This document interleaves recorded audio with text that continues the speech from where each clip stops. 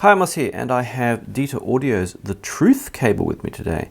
Well, actually I have a pair of cables, and these are quite interesting. Apparently many customers bugged the Dita guys to separate their cable that they have on the Answer, or actually the Answer Truth Edition version of their IEMs.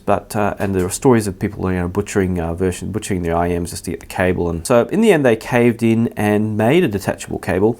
Now I've actually had a prototype, or kind of prototype, or a experimental version of these for which I've used on my UERMs for quite a while, and so I have a very clear idea of what result these give to IEMs, and it's definitely a very good cable. It's interesting to compare. It was interesting to compare the cable separate to the IEMs themselves, because trying it on different IEMs, you could get an idea of how it sounds versus other cables and what have you. Anyway, if you're not a cable person, this is obviously not going to be a very interesting video, but cable differences can be, really subtle, and it's quite an expensive cable, so I can understand that, people can be a bit skeptical about paying that amount of money, but some people like to, so that's where it is. Now anyway, there are quite a few options on this, and I didn't know of all of them until I got the box, actually. There are two versions, a 2-pin, which is not going to look quite like this because this was a kind of handmade prototype, but 2-pin for things like the Westone or Ultimate ears, and of course, this rubber sheath is actually, if you heat it up, say with a hairdryer, you can actually reshape the bend that's in it, and then when it cools down, it'll stay where it is. So you can actually, because Western and Ultimate is on one side, use a slightly different pin out. One's positive one way and one's positive the other way. The significant thing about this is it uses their new Ultimate plug system, which is a detachable plug for the cable, which I'll show in a second. And they apparently have straight and a 45-degree angle versions of it. And interestingly, now this is where it gets confusing.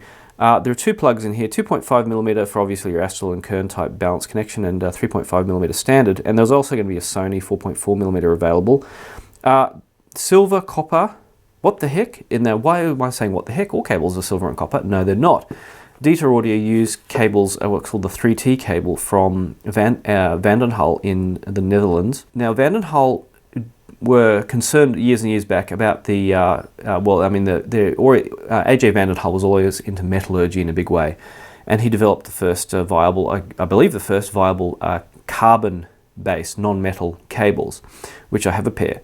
And so one of the other concerns he had, the price of silver and copper are always going up and down, so he wanted to make a cable not using silver or copper altogether, and he came up with the 3T series, which uses 5 materials, well, at least four of them metal, which he won't divulge what they are, but not using silver or copper. So why on the back of this box? I emailed Danny yesterday and said, why does this have silver and copper? Why are there different versions? And he said, well, there's a 3T core in the cable, and on the outside is either silver-plated copper is slightly incorrect because of the way AJ Vandenhal makes their coats copper with silver using extrusion method, or just plain copper. But anyhow, Danny said that they worked with AJ Vandenhal and they came out with this design and it sounded best. But anyhow, let's just open up the box. So that's the long kind of explanation of what was going on. And on Vandenhal's site, they have an explanation about all their cables, which, you can say, oh, cables, exotic nonsense, blah, blah, blah, blah. I understand that. But at least they explain the principles behind them. And they don't give exotic configurations or crazy sounding information. It's fairly straightforward. But anyhow, the cable itself, they give you... I've got the second one of these, which has got the silver, I don't like using the word plated because it's slightly incorrect, but SPC version, and this is the copper version. Now it comes with a nice pouch, and it is, first for a cable that I've seen, vacuum sealed. How cool is that? But I know what you want to see. You want to see the awesome plug. That's the really cool part.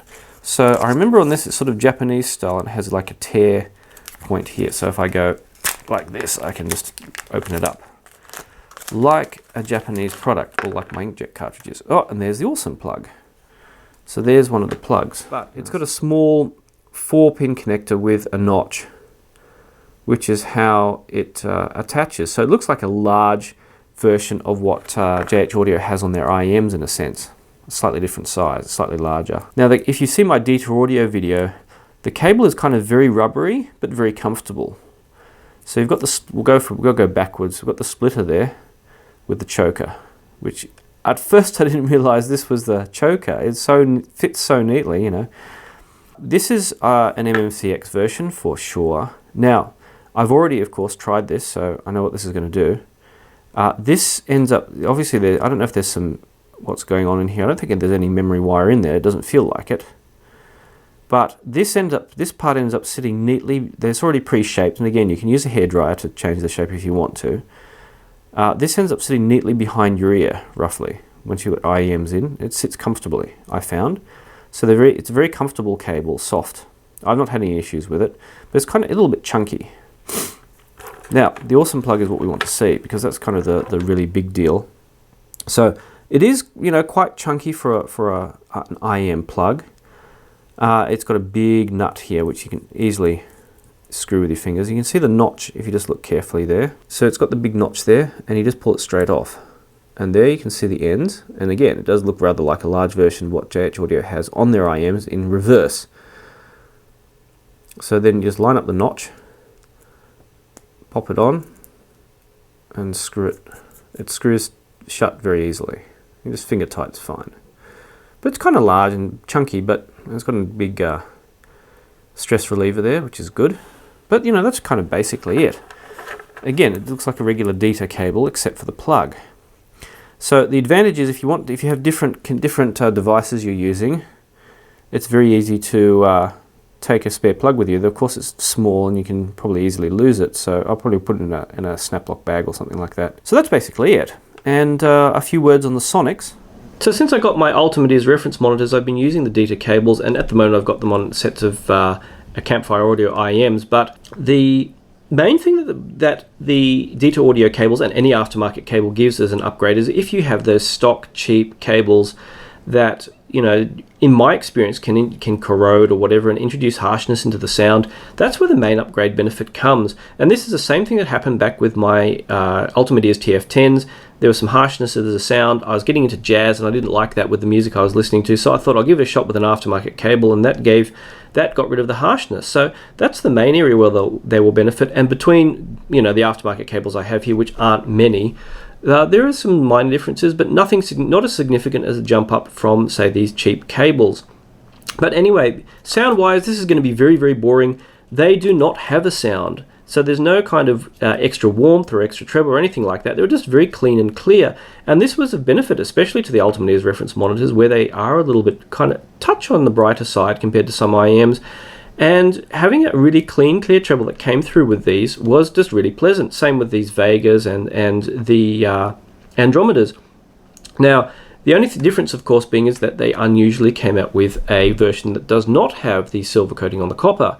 And the presentation with this is slightly warm of neutral. Now, how can a cable change the tonal balance? And it doesn't. I don't know what's going on specifically, and I'm not going to even speculate or take anyone's word for it, but it does give an impression of slightly greater degree of warmth, which is nice if you have IEMs which have a kind of bright treble.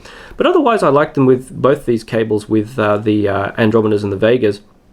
And anything I wish I could have tried them on was that kind of very bright Hi-Fi Man RE2000, which had the pricky treble, and see how they did. But otherwise, they didn't really change anything spectacular to do with the bass or mids or what have you. They were just very clean, clear, and very pleasant to use with IEMs, and they little seem to be somewhat robust. The only real comparison I can do, of course, since I have Campfire Audio IEMs here, is the ALO Audio reference cable, which came with the Vegas. Not stock, but Ken sent along the set anyway. And now the Campfire Audio cable, ALO Audio cable rather, improves on this already good stock cable. And compared to this Dita cable, it was maybe very slightly more spacious sounding. It's only a very slight difference. But if you want to pick the fine differences, that was it. The disadvantage, of course, is first of all you can't change the plug like you can on these. I mean, being able to just go, right, I've got a different DAP, I'm going to pop this off and on. It was just fantastic. And the other thing is, because this is slightly chunkier than the standard ALO cable, or Campfire Audio cable I should say, and the wire is slightly chunkier, that the splitter doesn't slide up. Whereas of course you have this nice splitter that works without a problem on the Dita cables. So ergonomically the Dita is a little bit better, but maybe sonically very slightly better. I like the ALO Audio cable. But again, we're splitting hairs. The difference between these kind of cables after they've corroded, for me, was a much more significant difference than anything. So yeah, cable reviews are kind of boring, and that was pretty much it. But that's the Dita audio cable for you, and I hope you did like the review. If you did, give it a thumbs up, and if you'd like to see more of my reviews, subscribe. I won't be doing a lot of cable reviews, but I did want to point out this one because I did have one early on, And if you did think your friends or anything would be interested in this, share it on social media or online. And otherwise, I'll see you online.